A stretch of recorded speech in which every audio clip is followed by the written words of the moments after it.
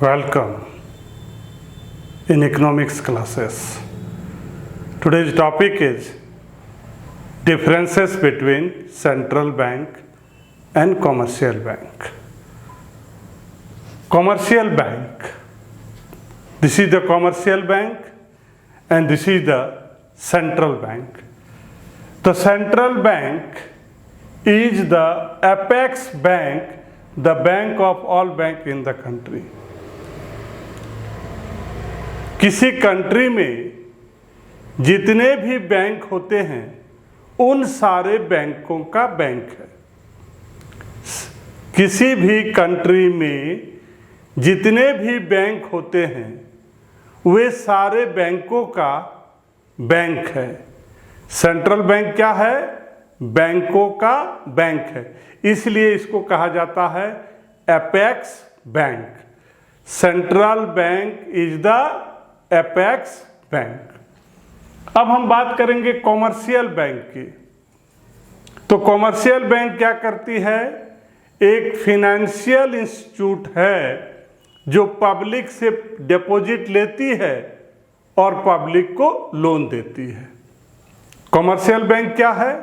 एक financial institute है जो पब्लिक से डिपॉजिट रिसीव करती है और पब्लिक को लोन देती है फॉर कंजम्पशन एंड इन्वेस्टमेंट। अब अगर हम सेंट्रल बैंक की बात करेंगे तो सेंट्रल बैंक क्या करता है? मनी सप्लाई को रेगुलेट करता है। किसी इकोनॉमी में मनी सप्लाई को रेगुलेट करता है। इसके अलावा जो सोर्सेस ऑफ मनी सप्लाई है उसका ये मेन है central bank. Beside being the principal source of money supply in the economy, किसी इकोनॉमी में सेंट्रल बैंक मेन है sources of money supply. Money supply का जो सोर्सेस है वो कौन है? सेंट्रल बैंक है। अब अगर हम कॉमर्शियल बैंक की बात करेंगे तो commercial bank only contribute to the supply of money by way of credit creation. ये एक जरिया है। कॉमर्शियल बैंक मनी सप्लाई के लिए क्या करता है? कंट्रीब्यूट करता है, उसमें मदद करता है। मनी सप्लाई में कॉमर्शियल बैंक मदद करता है। किसके द्वारा?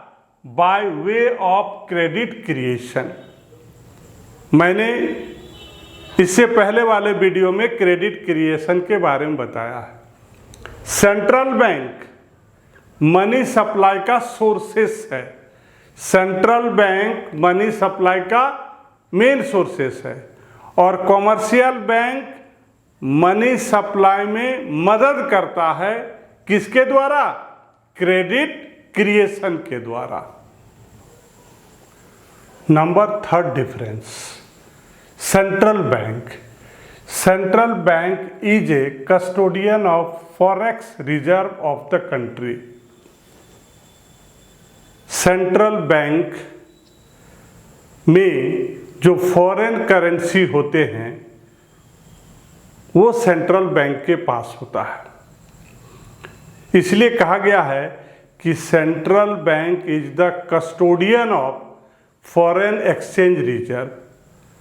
जो फॉरेन करेंसी है वो कहाँ रहता है?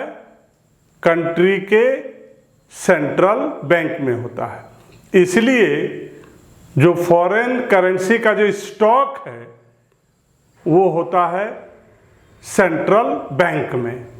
इसलिए सेंट्रल बैंक को कहा गया है custodian of foreign exchange. Foreign exchange that means foreign currency. It conduct manage floating to regulate exchange rate of domestic currency.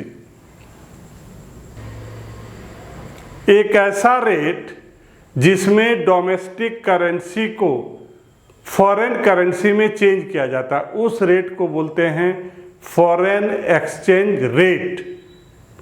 So central bank क्या करती है? It conduct manage floating to regulate exchange rate of domestic currency. Domestic जो currency है उसके exchange rate को regulate करती है। That means जो फॉरेन एक्सचेंज है, फॉरेन करेंसी है, उसका ये कस्टोडियन है, और जो हमारा डोमेस्टिक करेंसी है उसको फॉरेन एक्सचेंज से क्या करती है, रेगुलेट करती है। अगर हम कॉमर्शियल बैंक की बात करते हैं तो ये फॉरेन एक्सचेंज का कस्टोडियन नहीं है, ये सिर्फ फॉरेन एक्सचेंज को, फॉरेन करेंसी को सेल और परचेज करता है for the sake of profit. Commercial bank profit कमाने के लिए फॉरेन करेंसी को परचेज भी करती है और सेल भी करती है। लेकिन अगर हम सेंट्रल बैंक की बात करेंगे तो सेंट्रल बैंक में क्या होता है, फॉरेन करेंसी का स्टॉक होता है, फॉरेन करेंसी का स्टॉक होता है। इसलिए सेंट्रल बैंक को क्या कहा गया है, central bank is the custodian of forex reserve of the country. It conduct manage floating to regulate exchange rate of domestic currency. Next difference, the central bank is a note issuing authority, it is a currency authority of the country. Central bank note issue करती है, उसका इसके पास authority है, power है। Central bank क्या चीज का ऑथोरिटी है उसके पास, नोट इशू करने का। The central bank is a note issuing authority, it is a currency authority of the country. ये जो सेंट्रल बैंक होता है currency authority of the country. That means जिस देश का, जिस कंट्री का सेंट्रल बैंक होता है उस कंट्री के लिए ये सेंट्रल बैंक क्या करती है, करेंसी इशू करती है, नोट इशू करती है। अगर हम कॉमर्शियल बैंक की बात करेंगे तो ये ना तो इसके पास ऑथोरिटी है करेंसी इशू करने का और ना ही नोट इशू करने का। अ commercial bank is not a note issuing authority, it is not a currency authority. ना तो ये नोट इशू करती है और ना ही नोट इशू करने की ऑथोरिटी होती है। Number 5, central bank. The central bank focus on growth and stability of the economy. Central bank focus on growth and stability of the economy.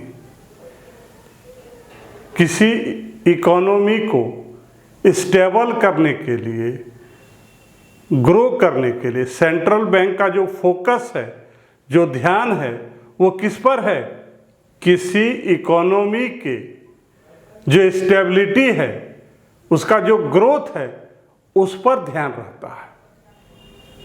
इसलिए यहाँ कहा गया है कि सेंट्रल बैंक का जो फोकस है, जो ध्यान है, वो किस पर है, growth and stability of economy. किसी इकोनॉमी के इसको स्थिर करने, उसको मैनेज करने के लिए, बैलेंस करने के लिए, ग्रोथ करने के लिए सेंट्रल बैंक का फोकस इकोनॉमी के ग्रोथ और स्टेबिलिटी पर होता है। दूसरी तरफ अगर हम कॉमर्शियल बैंक की बात करेंगे तो इसका फोकस सिर्फ और सिर्फ प्रॉफिट होता है।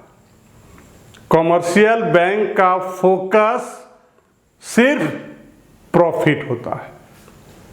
A commercial bank focus on profit maximisation.